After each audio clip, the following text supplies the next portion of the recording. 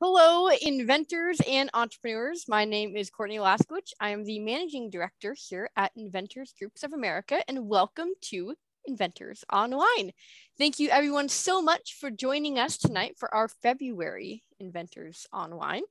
If you guys are new here, definitely go ahead and flash your hands in front of the screen. All right, excellent. Oh, we got a fair amount of new people here. Wonderful. Welcome. So glad to have you guys here. And you guys are definitely in for quite a treat tonight if this is your very first Inventors Online. So stay tuned for our discussion here. For those of you who are new, IGA was founded by Stephen Key and Andrew Krause in 2017 to teach individuals how to best commercialize their product ideas, as well as strengthen and support inventor groups throughout the nation. Of course, on our website, we do have a directory of local and regional inventors groups on our website, whom we meet with every month. And if you are located near one, we highly encourage you to join. We'd love to hear your name and what state or country you are from right now. So go on and head over to the chat, open that up and let us know. Of course, per usual, please do not disclose anything that is confidential and not already publicly available. Our meeting is being recorded and will be harnessed on our website and YouTube channel soon after.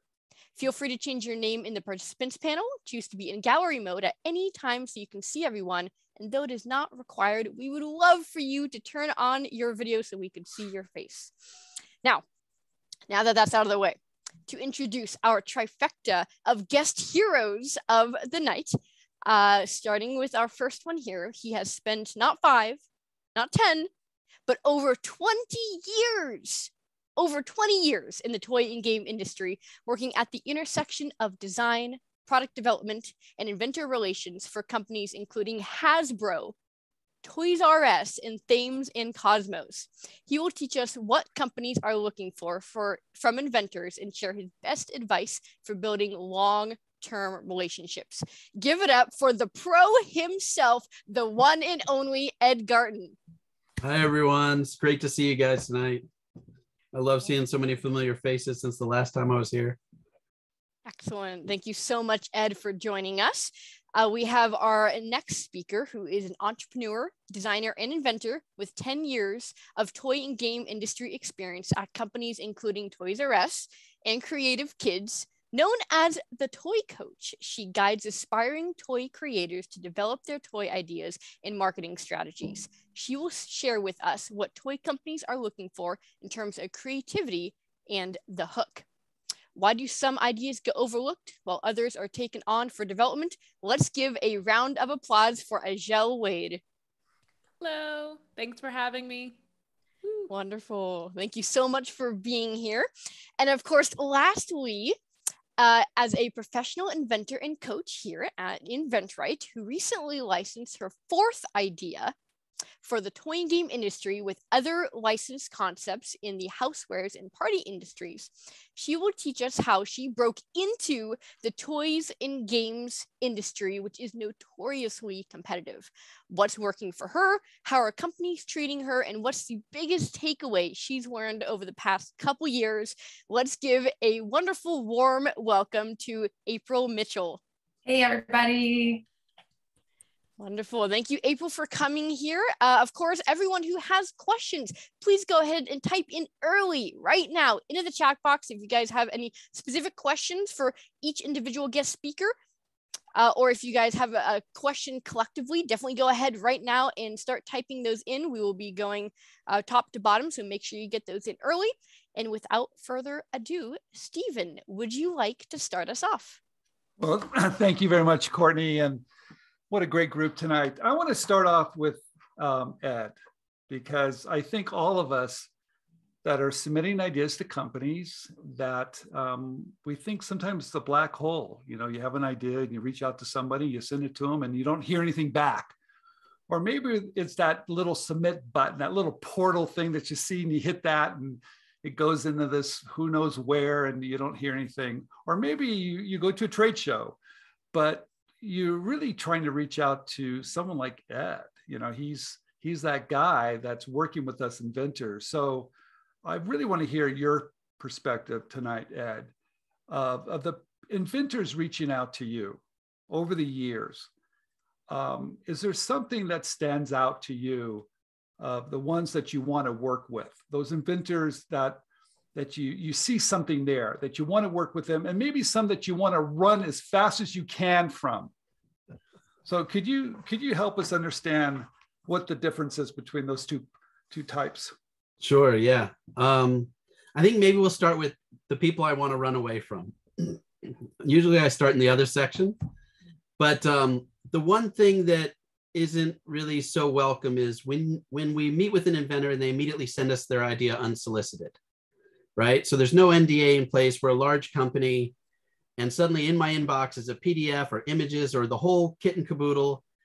And now we're in this awkward space, and it starts the relationship a little bit uncomfortably because I've just met them, or they just got my email from somebody or something, and then they just sent everything in. And when you're working for a larger company, that puts you in a legal gray area, and you really can't continue the conversation, right? So it kind of puts up a roadblock immediately, and you might have exactly the right idea, but you might have an idea that we're already working on, or you might have any number of things. And what I now need to do is just forward your email to the legal department and step away. And so if I can start with that, it's don't send in your ideas unsolicited. Don't publish them everywhere. And in fact, if you want to patent your ideas, as some of you do, or provisionally patent some of your ideas as you do, sending them out into the public, putting them on a website, putting a YouTube video up and sending the link to everybody is just like, let's just not do that. So that's the people that really just sort of, that's the only way really to start it off on a bad foot, is to just rush right in, right? Okay. Imagine you went into a 7-Eleven and you had on your phone pictures of your whole family in all sorts of awkward situations, and you ran up to strangers and you just started showing these pictures to everyone. I mean, that would be socially unacceptable. And in the toy industry, just sending out your inventions feels just as awkward, just as crazy. So those are the people that I want to stay away from. The people that just really do it right. Okay. One of the things that I think people find challenging is who's the right person to connect with. And so I think, and something that Azhelle talks about, and something that April talks about, and something that Stephen talks about is make sure, and I'm certainly I've spoken about it, make sure that you got the right company for your product. And it's going to take a minute to get to the right person, right? You're going to have to do some research to make sure you have the right company. And it's going to have to do a little bit of research to find the right person. And I suggest that you start your emails with, hey, I've researched your company. I know what you guys do. I think I'm a great fit. I'm not sure you're the right person, but if you aren't, can you point me in the right direction, right? Okay. And I think getting to the right person is part of the right, I understand that everyone's like, well, I sent an email and heard nothing. Probably you have the wrong person, right? Okay. Because the person whose job it is to look at ideas is also the person whose job it is to respond to the people with ideas. All right. Right? That makes sense, right? So if you're not getting any replies, maybe get back on LinkedIn and identify another person at that company in the role. I know it's not always so clear, like inventor relations or toy and game scout, or who is the right person, right? And I think it usually, in the larger companies, it's very clear, and in the smaller companies, it's a little bit gray. But once you have the right person, just be the way you would be in normal life. Think about how you would introduce yourself in normal life, right? Like you wouldn't just run up to somebody, give them a big hug and say, oh my God, I love you and everything you do. And and sometimes the emails are a little effusive, right? They're a little bit over the top. And you just feel like, I don't know, this person might be crazy. Do I reply back to them? Am I ever going to get out of this relationship? Do I run? It's just it's business, So I think that's probably a good tip. Also, something that April has just been, I've sat on the sidelines and watched April do this really, really well, and she can speak better to this. But networking, right? You get to one person and you say, hey, I love working with you. Could you perhaps maybe connect me with another person at another company? Or is there someone else that you think would be great fit for some of the stuff I've shown you? Or once you get to one person, just kindly ask them if they can point you in the right direction to another person. And within 24 hours, connect with all of those people on LinkedIn. And this is where maybe I differ from other people, but when you connect with people on LinkedIn, write them a little note, remind them that you met, tell them that you think great things about their company, whatever it is, but I think that's the key. Okay. Like approach it like a normal conversation and don't rush in with everything. Got it. Take your time, do a little bit of homework, try to find the right person, know their process a little bit. Okay. All right. We'll circle back around in just a minute. Okay, Azhelle, we've got a lot of questions for you. You're the toy coach. Tell us, when something comes in, when you were working within these companies and something came in through the Inventor Relations door and it got to you, tell us what stood out? Why would you take one or the other? What was the magic? What was the wow or the hook? What was it that made you want to get to know more about that person or the product? Well, it's not going to be what they want to hear, but honestly, it was, is this going to be less work for me, but also make me look really good? So it was, honestly, so when I was at Toys R Us, I particularly remember meeting with a toy company, and they were really just supposed to be showing me products that I could bring into private label, but they were like, "Oh, Azhelle, we've got this invention. It's so clever. You're going to love it." And I was like, "All right, show it to me." And it was really just a matter of, I think that if I bring this into my line, I'm going to look really good in front of the buyers. So I was like, okay, yeah, this is good. Why don't you get me some pricing? Let me see what I can do. And then later on, like fast forward, I don't even know, like 4 years later, when I'm the VP of brand and product at another company, and my boss was the one who decided what we were going to work on. He brought me an item and he said, "Azhelle, I really like this Inventor item. We optioned it. Do you think you can make something cool out of this?" And for me, it was like a challenge. And I was like, yeah, I think I can. But part of me was afraid, like, I don't want to let my boss down. So I would analyze all of the materials the inventor sent over just to see how well they'd figured it out. And it was really just a matter of, do I think I have the ability to take it to the next step? Do I feel like there's enough here? And is this going to make me look good? So, you want to make whoever you're pitching to, you want to make them look good. So. I love that. Does that help if I send you enough information, maybe a package, what it looked like in the package, or give you more of a visual, and maybe even design the logo or whatever you need to kind of show it around, where you don't have to get your hands and start to work it out? Could it be a little bit more raw than that? Or how? Yeah. What is it that makes your job easier too? It's the hard part of it is it's so dependent on what's going on in that person's world at the time you pitch. So you never know. So the best thing that you can do is kind of bring it all. When the example I gave later on, where my boss came to me and he said, like, "Do you think you could work with this?" That inventor had done a lot of the the research into the function and the manufacturing of it. Okay. And then he'd played around with a couple of ways it could be, the parts could be laid out in a vac tray. And he hadn't figured out a logo. He tried, but he hadn't really figured out like a brand that we could work with. But what he had made was inspiring enough for me that like he'd figured out like a really cool way for like the individual pieces of this item to be laid out in like a coiled shaped back tray. And then he had a video of it like being applied to a girl's hair. And all these different things started inspiring ideas in me. Okay. So it was really about him inspiring me. And then the previous example I gave about Toys R Us, they had a little bit more of a finished product. And I actually, if they didn't have that, I wouldn't have been able to see it. They came to me and they said, "Oh, like coloring books are big, and this invention can work really well with coloring books." And I thought, you know what? He is right. They are big, and I do need a coloring book SKU. And I don't want it to be lame. And this is an invention that will make my coloring book SKU different from everybody else's coloring book SKU. And that's why. All right. Wonderful. Thank you. Okay, April, you went from amateur to pro now. You've licensed ideas. You first started out. Can you tell us the difference from when you first started out to where you are today? And how did you get there? Yeah, that's a really good question. Well, I look back and I was so clueless. Oh my gosh, I was so clueless. And I'm so thankful that one, I had Stephen and Inventors. After a bit, Azhelle had started her podcast, and Ed was probably one of the first people I pitched to.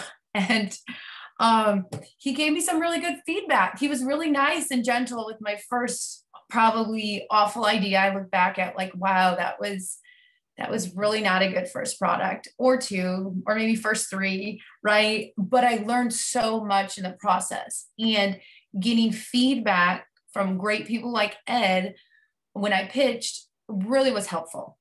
So learning how to bring my A game, how to up things, right? Like, here's my prototype. How do I come back to a show with a better prototype? How can I have a better sizzle video? Like, what do I need? What should my sell sheet look like, right? When Ed turned the sell sheet over and said, I'm going to pitch to you like I want you to pitch to me. And he said, tell me the age. Tell me, how many players should play. Tell me what category this is. All these things, I took that, right? And then I used it. And then my next pitch to the next person, somebody got better luck, was luckier. And after I saw Ed, they all got a better pitch, right? After I saw Ed. And so it snowballed. So the main thing is taking and learning from other people, showing up to calls like this, and just keep upping your game and grabbing, learn from everyone, and then figure out what's you, right? I'm not doing exactly what Ed says. I'm not doing exactly what Azhelle says. I'm not doing exactly what anyone. I took pieces from people and I make it my own. Okay. Well, and Stephen, can I jump in? Sure. I think it's important also to hear, don't wait to, I think one of the beautiful things about what they brought to Azhelle was a finished product, and it was an idea that she could be innovative and see. But also what we're hearing from April is she's learning as she's going, and she's evolving, and she's going to get to the place where she brings somebody like Azhelle a finished good, but she may not start at that place, right? But you don't need to wait. You don't need to have all the pieces in place, because you're going to get better from the feedback. You're going to get better from the presentations.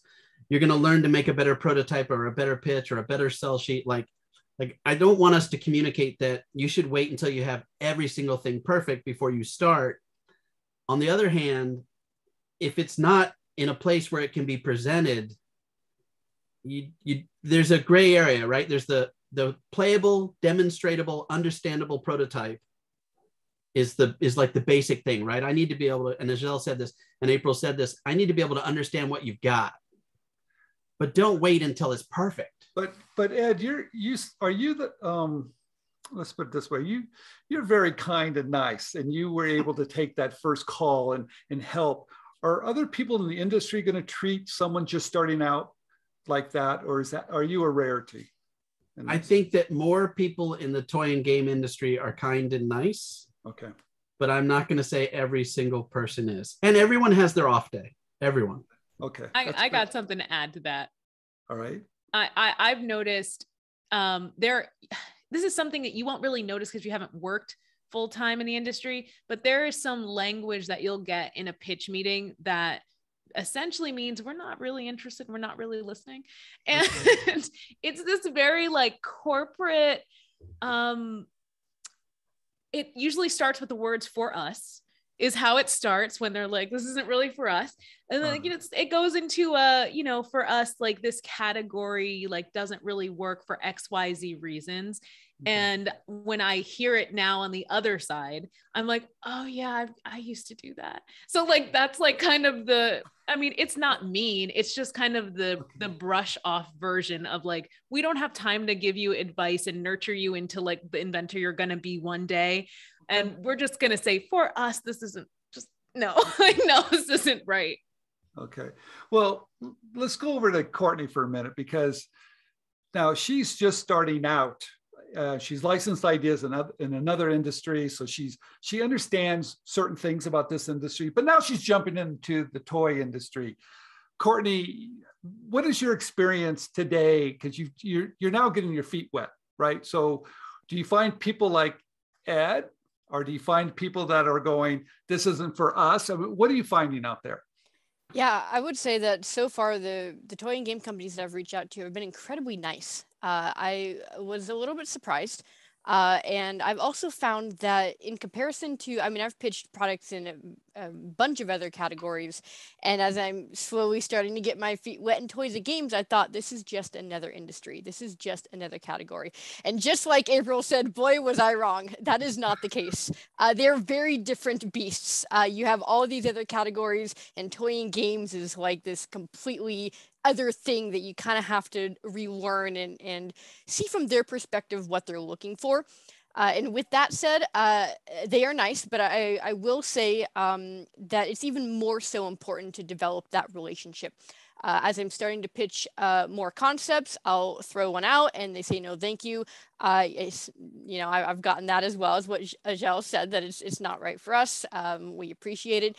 But a majority of the companies I've reached out to are saying, do you have more concepts? And I don't often get that as the ending liner for other companies in other industries. They may say, good luck, or thanks for thinking of us, but it's not, you know, thank you so much, we appreciate it, what else have you got for us? And so whether they're looking for a product line or they're just looking for more ideas, that's not the idea I sent them, that's a pretty different, it makes it, they open the door and they purposefully leave it open.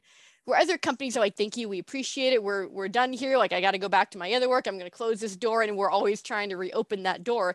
But these toy and game companies want a lot of products, so it puts us even more so on top of our game, because we need to come up with more concepts for these relationships that we're building. Very good, thank you, Courtney. Okay, April, let's jump over to you for a minute, because you're a little bit further along. You've built some relationships now, and you know that when you get that brush off, you probably have heard that. And so what do you do? How do you come back from a pitch? Do you come back showing them, do you revise it if there's a door that's open? Do you show them something new the next day, the next week, the next month? How do you play it? I'm going to get the same perspective from the other Ed in just a minute, because sometimes we're so excited, we want to pitch again and again and again, and maybe we should hold back and come back when we're really ready and they know we're ready. So what do you do? Well, I like to always have another idea ready to go, if not in my back pocket, that in the near future. So constantly having ideas, right? So maybe I don't have one right then and there to show, but I will in a month, right? And so what I find is important is to always be coming up with more and more ideas for them to know they can continuously count on you for more and more ideas. Maybe the first one didn't fit, maybe the first 10 didn't fit, but they know that you're going to come up with ideas. And, you know, hearing that, okay, yeah, but, you know, there's 3 that went to the next level and 1 that went to the 3rd level. And, you know, so they're rooting for you. I really find, especially when you build those relationships, they're rooting for you. They're hoping to place one in their company with you. Like they want to work with you just as much as you want to work with them, a lot, oftentimes. Then there's companies that, you know, you pitch to over Zoom and they want you to send everything over. They're like, this is really great, we got to put this in review. And then you don't hear, you follow up, you don't hear. And the only time you can hear from them is if you set up another meeting. I kid you not. But it's very interesting. So, you know, of course you have those companies that are your go-to companies. These are the people that if I've got a craft art idea, I'm going to call them first, or I'm going to email them for a first meeting. You know, you have your different, because I invent the games in all the categories, outside, inside, party, family, preschool, all of it. So depending on what I have my people that I show first, and it's just going to become natural to do that, because those are the people that get back to you, that are, they get your email that you have 2 new concepts and they email back in a couple days, if not that day, and you got another meeting in a couple days. So with that, relationship is important. So it's, I have, you know, both ends of the spectrum, even now after, I don't know, a few years in the industry, where there's people I can count on and I know I can get a meeting very quickly. And then there's people like, if it's a trade show and it's time to set up another meeting, I can get a meeting, no problem. But in between then, they just don't, you know, some of it's their timeline too. And I know Ed and Azhelle can speak on this. Some of them, they just don't set up meetings between certain times because they're working on getting those other products they chose into the market. So I think it really can depend on the company. Okay. So Ed, what's the appropriate time for someone to come back again? You just had a meeting, wasn't quite right for you. You gave them the brush off a little bit, maybe a little bit of feedback, but when should they come back again? What's appropriate? So I have a new answer now that we've all been in COVID. I think there's two answers to that. One is if they show up and you give them some feedback like, hey, we're not really in that category, it's not for us, then, you know, they need to do some work to operate in the category and do some research to understand what that company is doing, right? So I do inventor relations for some companies today, and I get some submissions and I say, well, that's not a great fit. What they're really looking for, like I have an educational science company that I work with, you know, and I give that feedback. When they have those products, it's a great time to come back. It used to be that we said, hey, listen, you know, we'll see you New York Toy Fair. We'll see you, you know, all these different places. And it still is that most of the decisions are made by October, November each year, right? Okay. So we're leading up to that. And then there's kind of when the buyers are meeting with companies and the companies are presenting all the concepts. So earlier in the year, it's better to get in front of them so that they have some time to like build into that. When's the perfect time? There's everybody write this down. When's the, I know everybody said every time is a good time. No, but when is that time when they're ripe for them? All right. So I don't have that answer because if you bring me a board game, I can execute on that quicker than if you bring me a complex electronic toy. Okay. All right. So there's no perfect time. Earlier is better. And when you have the right products for that company is a great time to reach back out. Okay. Azhelle, tell us what, when's a good time for someone to come back once they made a pitch? Is it a week later, month later? I mean, I know everybody's really aggressive. They've got a lot of ideas. They want to keep on pitching, but they just took up your time and you just looked at it. Is there, I mean, it depends on how they respond. You know, if they say they're not interested, then yeah, like Ed's saying, like a month when you actually have something new to show them. If they seem interested, but they're, you know, they'll usually give you a timeline. They'll usually say, you know, we'll get back to you next week, and then they might not. And then you follow up after 2 weeks. I follow the cadence of how, when I pitch for any other source like media or something like that, I follow the cadence of 14 days and then 45 days. So for me, I just do that same cadence. But it's tricky. Like, you know, I feel if a toy company sees an email from the toy coach trying to follow up, it's a little bit, you know, I've built up some credibility to not be an annoyance in their inbox. So when you are just starting out, you might want to just maybe not follow up the next week, maybe give it 2 weeks, just because you're new, you're still forming that relationship. You don't want to be overflowing their, you know, their inbox. But I would say if I were going to try to pitch to somebody in product development, for example, I would be thinking about when they're finishing development, because for me, when my boss would bring me projects and say, I want you to develop this Inventor concept, if I was just finishing a season of product, it was a lot easier for me to say, yes, I'll do it, because I wasn't already overwhelmed and I hadn't already decided like what my slots and items were. So like basically in fall, we're doing next fall. So, you know, at the end of the fall season is when we're getting ready for the next fall season. So I would think of fall and spring as like the two times to pitch. Yeah. That's a good time. Let's talk about when you submit an idea and it's just sitting there for a while, right? And you're like, you're an inventor, you're thinking, wow, why isn't this moving faster? The company needs to go some time, but maybe they're even telling you, we're interested, we want to go, but you don't get the licensing agreement. And you're just sitting there waiting and waiting, and you've kind of pulled it back. You haven't asked for an option to hold it, but you want to give them first crack at it, and they're serious, but they haven't sent that licensing agreement over. Now, what can you do what can an inventor do to get you to kind of move off that rock a little bit? And I mean, can they say, hey, I'm going to start shopping it around, you know, get to it quick, here's 7 days. I mean, what can they do to keep the relationship still solid, but get you to make a decision? So I'm going to use so just for fun, over the holidays, I made a product and then did it with a couple partners, and then we licensed it in January, and they said, we're interested, we love it, we want to do it, right? And again, by the time you're expecting a licensing deal, hopefully you have like a term sheet or something that you sort of agreed to, like what's the royalty percentage, right? You know, is there an advance, you know, what, all the details, right? So the way I operate usually is there's a term sheet. We write down all the details that we agree to, and then it's emailed to them. And then they turn that term sheet into a licensing agreement and they email it back. From the moment that I've sent them the term sheet, 7 days is usually like, you know, they got to go through some lawyers and stuff, and then it comes back, right? If I don't see something in 7 days, and in this case I didn't, I assume that, you know, they're super busy about something, but we've already negotiated the terms, so I feel confident that it's coming. Okay.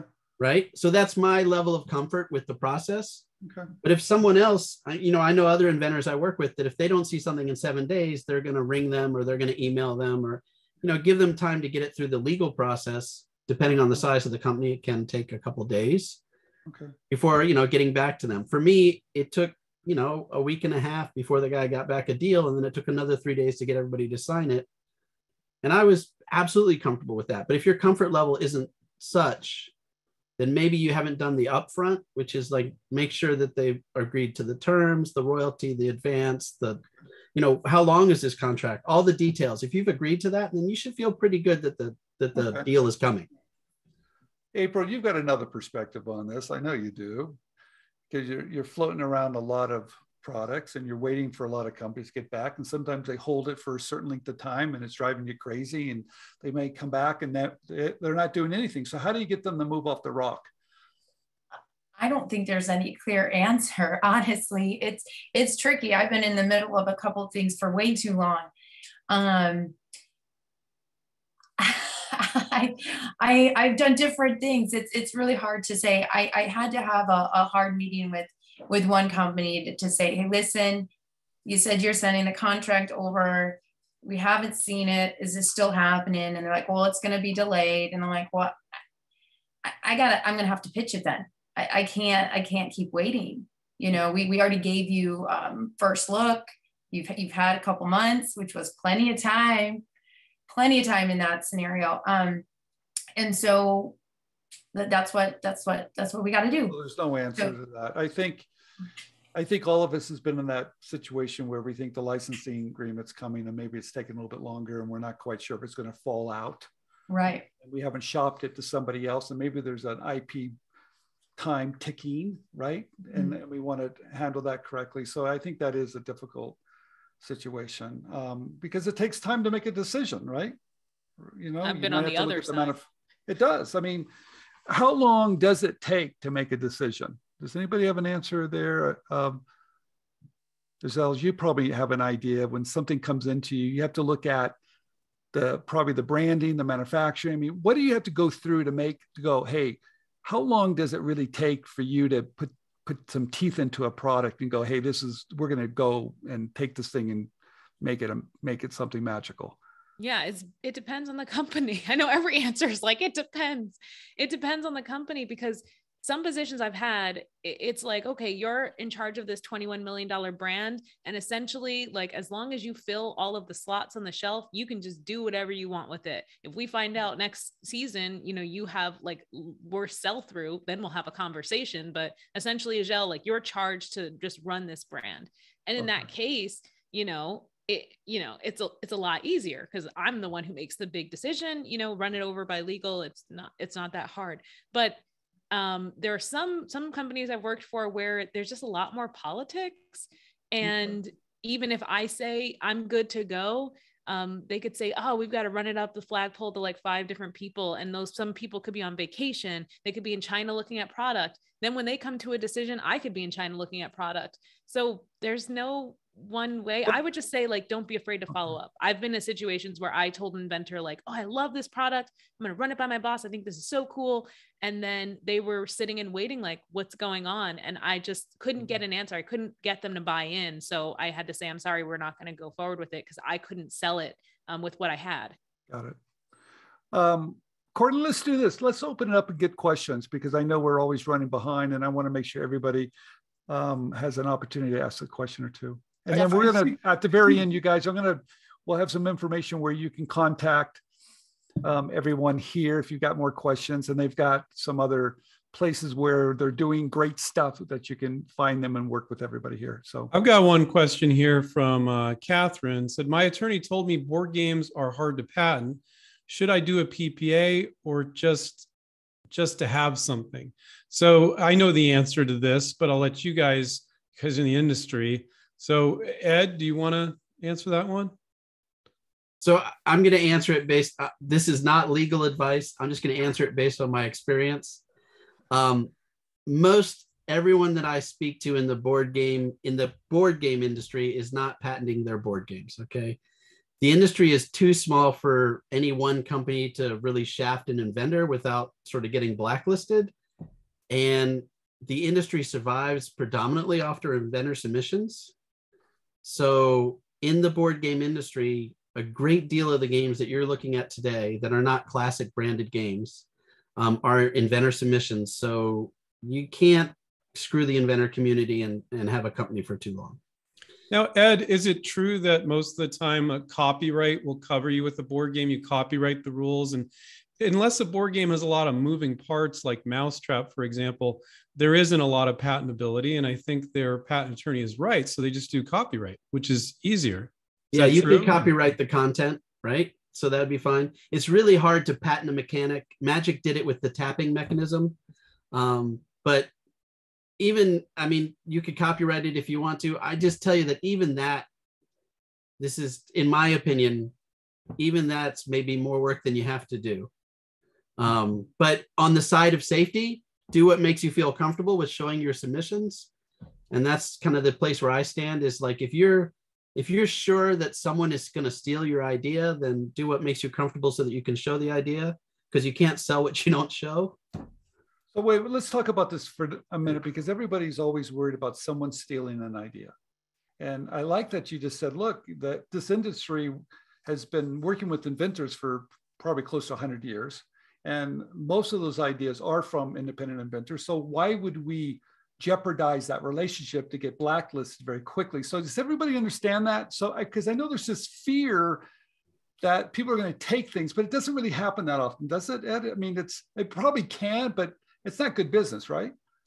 I think it happens less often than people feel like it happens. And what I mean by that is a lot of us are operating under the same zeitgeist, the same trends, the same social research. And so at any one point in time, I might see a few ideas in the same genre that feel the same. Okay.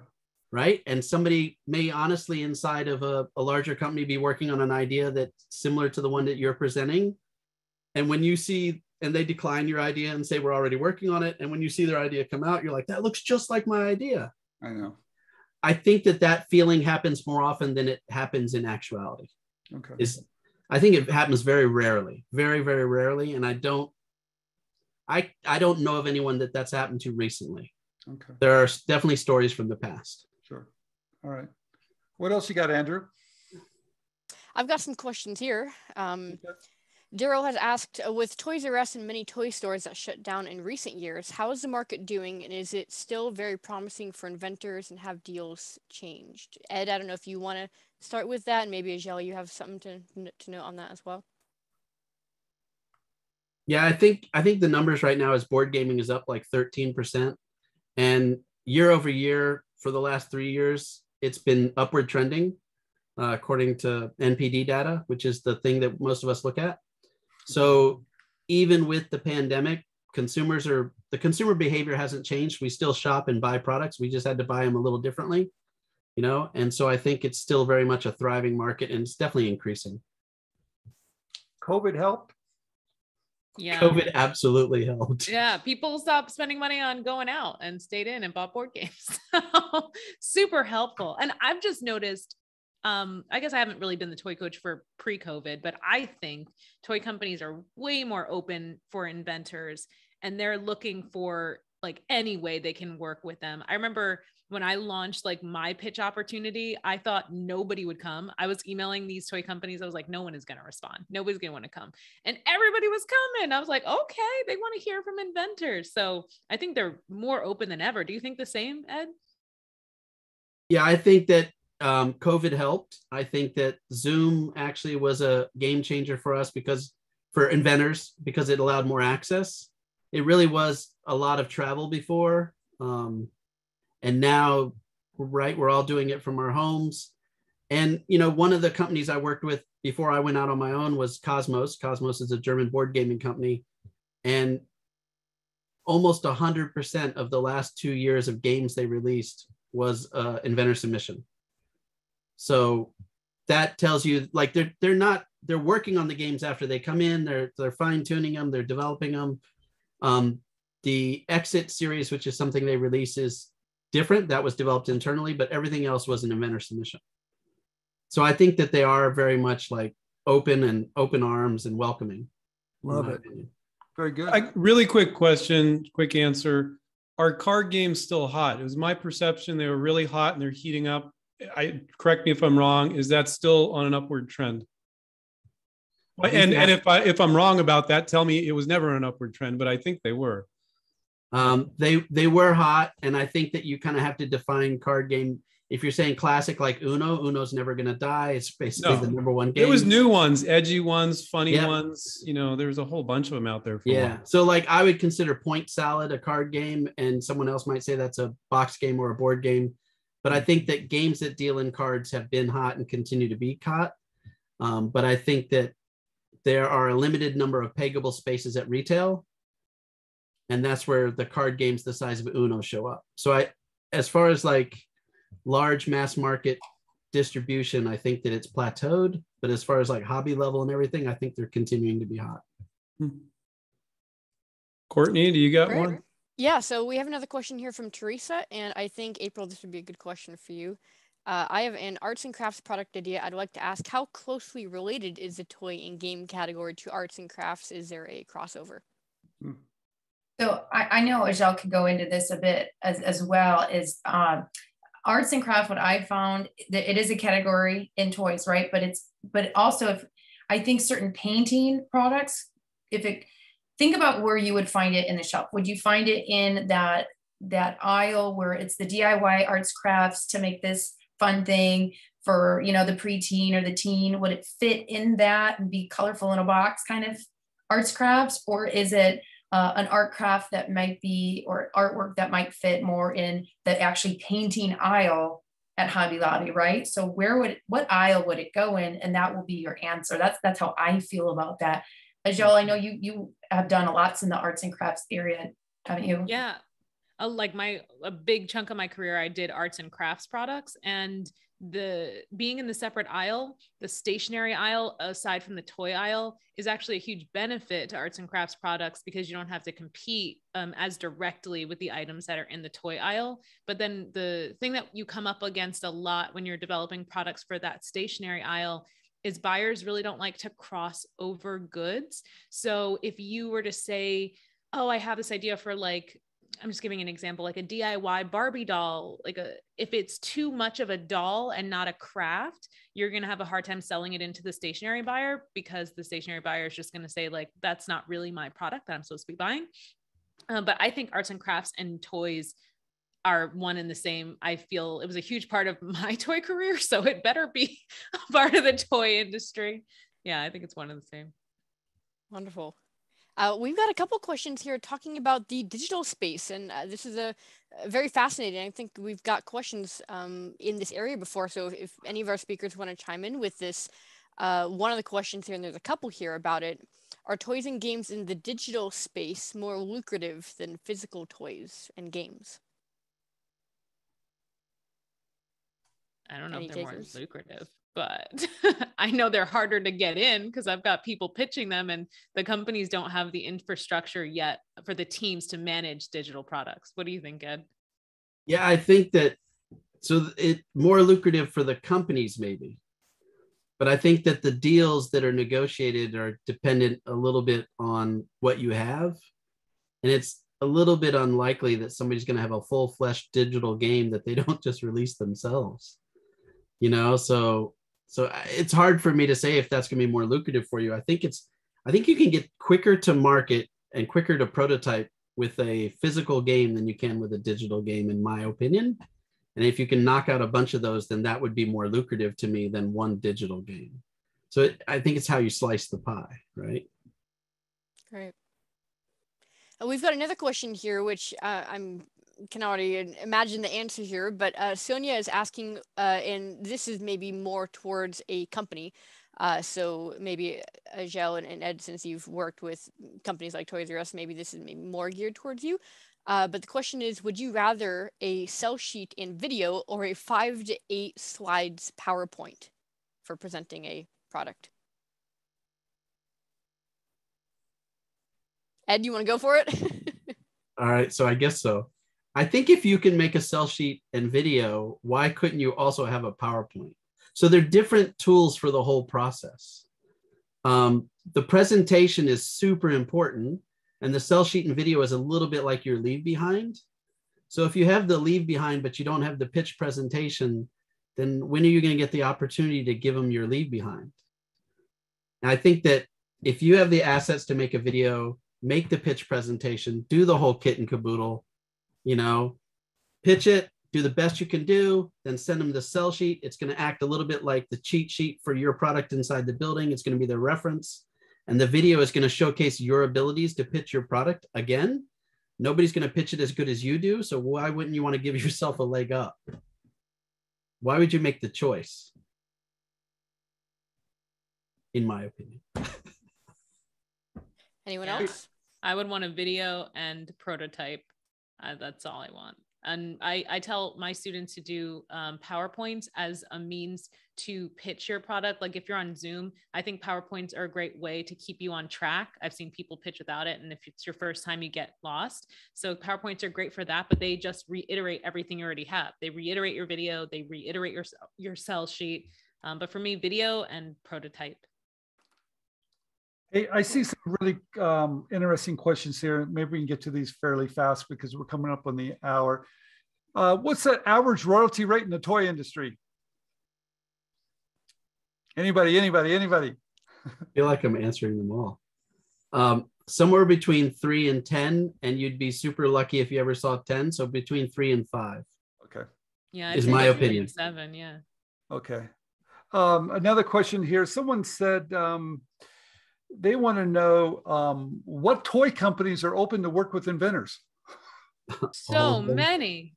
All of them. I've got a free download. No, Hasbro, Mattel. What do you mean? Goliath. I'm just thinking of people that have it on their website. Like you can go to their website, you can find a portal right now. Okay. If you can find the toy company at a mass market retailer, they're open. Right. Okay. Okay. All right. Thank you. Here's another question. Hey, how long is it going to take before I make some royalties? I love that question. I mean, I submitted an idea. Is it safe to say I submitted an idea, they take it, it's going to be a year, at least a year before those royalties come in. Is that very safe? I think it's safe, isn't it? Yeah. Okay. Great. And they're most likely going to be paid quarterly. Correct. Okay. I love those questions.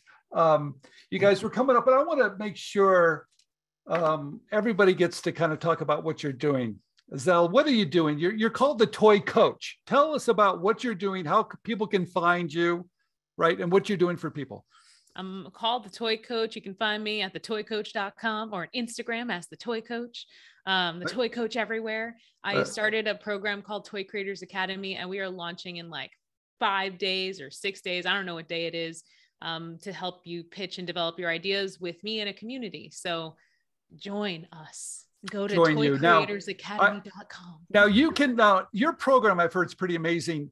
You can actually get people in front of toy companies, right? You get them ready, and sometimes you even get the toy companies there. Is that correct? Yeah, I mean, that wasn't the goal, but that is what happened. At the end of my course, I realized even though I taught people how to reach out on their own, they were getting nervous and they weren't doing it. So I called a bunch of my friends and I said, hey, will you come on Zoom, beat my students? And yeah. Okay, good for you. And you have a YouTube channel too, right? Oh yeah, it just started. It's brand new. I got like 4 videos. All right, but you guys go over there and help her, subscribe to it, get that count up. That's what we want. Okay, Ed, I'm moving over to you real quick. Ed Talks. What do you mean Ed Talks? Ed Talk. We know you talk, but what are you doing over there? What is that? So I decided to try and give back to the community. So on LinkedIn, under Paper Bag Creative, every Tuesday I've been posting Ed Talks. With a break for this Tuesday because we're doing this. And basically I'm answering questions. I saw one in the chat today, so I'll put that into the Ed Talks. Okay. And just answering questions that inventors have asked me more than once over the years. Okay. Ed, you're a funny guy. Is Ed Talks a play on TED Talks? Is that what you did there? I mean, who can tell? I'm not going on record. Andrew's trying to get me into litigation. I don't know. You decide. I'm not providing legal advice or accusing anybody of anything. Okay, you guys, we have one big question here, and everybody's always asking because every industry is a little bit different.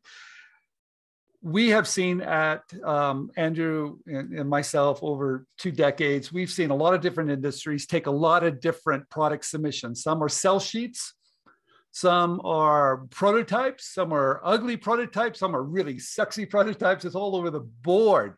We do know that some industries have told you, look, I'll take a sketch on a napkin. I'm not wild about that, but some of them will take that. That seems a little far. Some will say, look, give us a paragraph so we know what it is. Okay, that seems pretty vague to me. We see typically a sell sheet that shows kind of the benefit first, and then maybe they want more, and you maybe send more. But the toy industry is a little bit different, isn't it?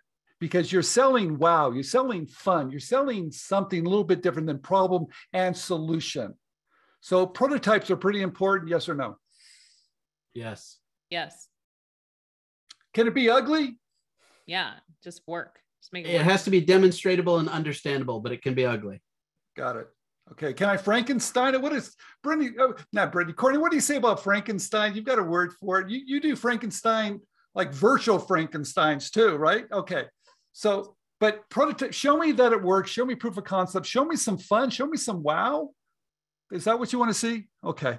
Videos are a must. And I know these two will agree. You have to have a video. Now, I would say a couple times I wanted to test waters and I made a sell sheet to see if, is this something I want to go into? And I got enough reply of like, yeah, I want to see that in a video. So then I went full fledged on it, you know, like, yes, I do want that. I was going to hold off on that prototype. I knew it was going to take a lot of work, but that's not something I do often. I'm like, oh, let's test the waters. And I had other things to pitch with other videos. But yeah, you need a video for everything. You need a video. Well, tell me this, April, because I know you're doing really good pitching on Zoom. You're like Zoom. I love Zoom. It's so good. Okay. Can you fake it a little bit on Zoom? I mean, can you kind of fake it because people don't really get to see it? I mean, what do you do with that? You can if you can do that, you know, over video, most definitely, but you still want a video to show. So I might show a video, but then I have my prototype here and I'll show how they it will works, ask. right? Yeah, they'll be like, how does that work exactly? If they're interested, I've seen it. Like they'll be like, oh yeah, this is a video that we faked. And then they'll say, how does it work? Show us. And then you're like, oh. Well, you know, the greatest video that I saw that was completely fake was the gentleman that did Bop It. Oh. I mean, it's kind of famous, that little video, because the sound was they did the sound over here and it was kind of made out of foam core. I mean, it was just like, what is that? Yeah. But eventually they had to get down to make sure it actually worked. I think the technology was pretty simple too. So, well, and I just want to say about the videos, like a minute and a half, guys, not 10 minutes, not your whole day, not your, if you can't communicate it in 90 seconds, revisit the video. Okay. All right, we're done. We hit the hour. Do we want to take a picture? Anybody? Yeah. Yeah, let's do the family. I can help out with that, Courtney. It's our family photo time. Okay, can we do it? If everybody can do a thumbs up or a wave with a smile, I'll do page by page. I'll get it done really quick. Let's get going here. There we go. Okay, did page number 1. Page 2. Andrew's gotten faster at this, hasn't he? Page 3. And page 4, we start to get into people with no pictures. So we're good. Okay. We're good. Courtney, you want to wrap it up? Yeah, absolutely. So thank you guys so much for our wonderful guest speakers for speaking to us and our lovely audience tonight. With that said, I'd love everyone to get the opportunity to unmute and just have a warm round of applause as we end here. And we'll go ahead and talk about inventor groups in a second. I'm going to ask everyone to unmute. You guys can press that button and go ahead and give a round of applause of thank you. Thank you. Thank you. Thank you. Thank you. Thank you. Thank you. Thank you. Thank you, everyone, so much. With that said, Stephen, would you briefly like to talk about Inventors groups? And I'll go ahead and bring up this thing here. You are muted, Stephen. Stephen, you are muted.